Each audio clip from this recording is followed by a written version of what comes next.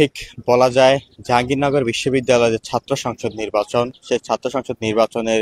Vote গণনার ফলাফলের দিকে তাকিয়ে আছে পুরো বাংলাদেশ। এবং জাহাঙ্গীরনগর বিশ্ববিদ্যালয়ের শিক্ষার্থীরা আমরা দেখতে পেয়েছি যে গতকাল থেকে তারা সেই ভোট গ্রহণের কার্যক্রম প্রতি তারা খুব সচেতন হয়ে আছে। ঠিক গতকাল রাত থেকে ঠিক আজকে রাতেও আমরা দেখতে পেয়েছি যে শিক্ষার্থীরা এই ভোট গ্রহণ বা ভোট গণনার যে কার্যক্রম, সেটি কার্যক্রম যাতে দ্রুত সম্পাদন করা হয় এবং সেই কারণে শিক্ষার্থীরা সিনেট ভবনের সামনে তারা অবস্থান নিয়েছে। রাতভর আমরা দেখতে পেয়েছি যে সিনেট ভবনের সামনে শিক্ষার্থীরা অবস্থান করতে, এবং ঠিক এখনো শিক্ষার্থীরা এখন এই মুহূর্তে সিনেট ভবনের সামনে অবস্থান করছে। তবে আমরা যেটি জানতে পেরেছি সেটি হচ্ছে যে ভোট গ্রহণ কার্যক্রম নিয়ে কিন্তু গতকালকে বিকেল থেকে কিন্তু শিক্ষার্থী বা স্বতন্ত্র প্রার্থী যারা রয়েছে এবং ভোটার যারা ছিল, তারা দেখতে পেয়েছি যে তারা ঠিক এই জায়গায় সিনেট ভবনের সামনে এসে তারা প্রতিবাদ জানায় এবং তারা বিক্ষোভ করে এবং তারা জাকসু নির্বাচন বানচাল ষড়যন্ত্রের অভিযোগ তুলে তারা জানিয়েছে যে অতি দ্রুত জাকসু নির্বাচনের ফলাফল ঘোষণা করতে হবে এবং তারা রাত 8টার আলটিমেটাম দিলেও আমরা দেখতে পেয়েছি যে সেই রাত পেরিয়ে ভোর হয়ে গিয়েছে, ঠিক এখনো জাকসু নির্বাচনের যে ফলাফল এখনো প্রকাশ হয়নি। তবে আমরা যতটুকু তথ্য জানতে পেরেছি যে যেই পদ্ধতিতে ভোট গণনার কার্যক্রম চলছে এবং সেই পদ্ধতি যদি এইভাবে আগাতে থাকে তাহলে ঠিক এই ভোট গণনার কার্যক্রম সম্পূর্ণ হতে ঠিক সেটি দুপুরের সময় অতিক্রম হয়ে যাবে এবং সে ফলাফল প্রকাশ করতে গিয়ে হয়তো সেটি আজকে বিকেলের সময় গিয়ে পৌঁছবে। ঠিক যেই পদ্ধতিতে ভোট গণনার কার্যক্রম চলছে সেটি যদি একটু বলে রাখি, এবং সেই গণনার কার্যক্রমটি আমরা দেখতে পেয়েছি যে হলে যারা দায়িত্ব হলে যারা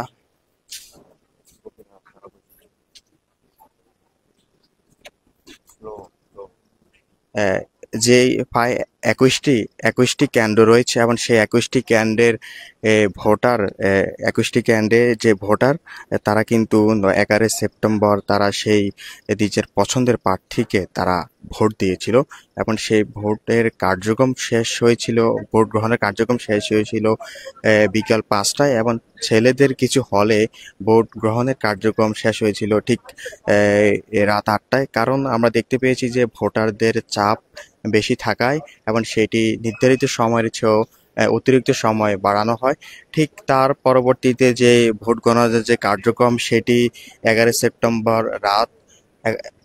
সেপ্টেম্বর রাত 10টা 30 মিনিট থেকে সেই ভোট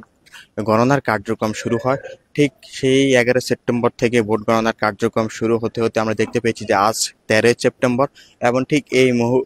মুহূর্তেই আমরা দেখতে পেয়েছি নানা ঘটনা গিয়েছে এবং প্রতিবাদ গিয়েছে এবং ছাত্র দলের যে সমর্থিত যে প্যানেল তারাও কিন্তু আমরা দেখতে পেয়েছি যে নির্বাচন বয়কট থেকে তারা সরে এসেছে। এছাড়াও বাম সংগঠনের যে প্যানেলগুলো ছিল তারাও নির্বাচন বয়কট করে তারা সরে এসেছে। ঠিক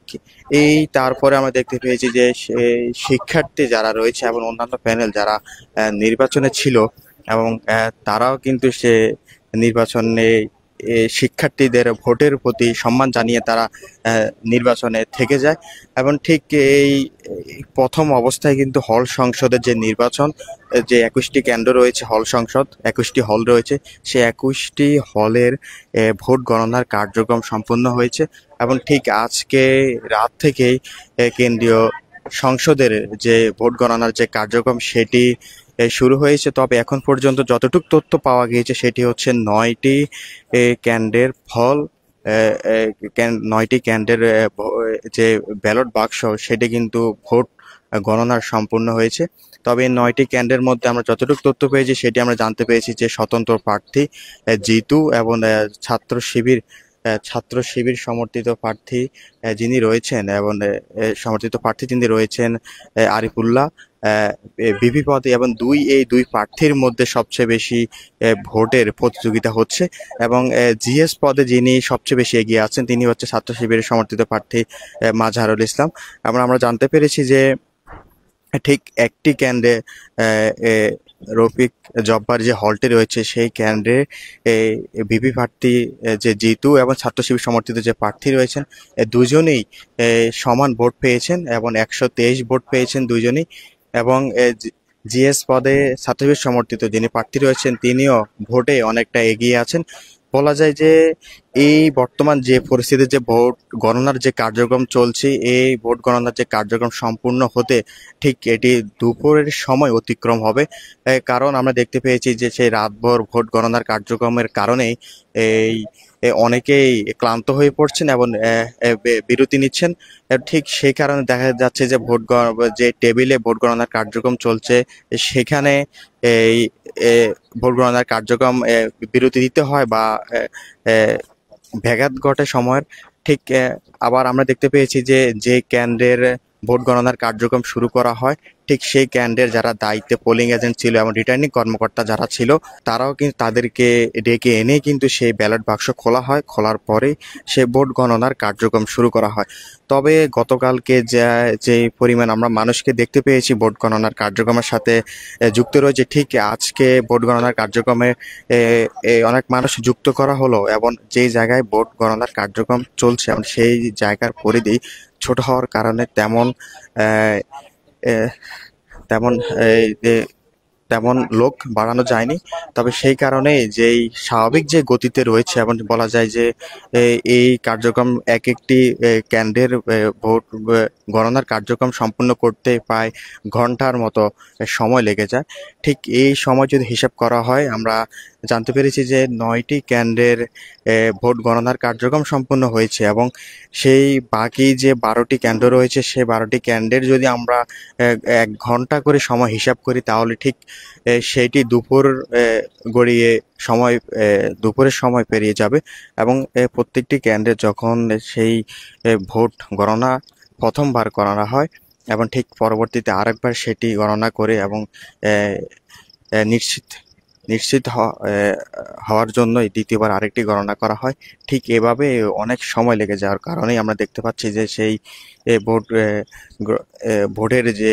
গণনার যে সম্পূর্ণ যে ফলাফল সেটি তৈরি হতেই দেরি হচ্ছে।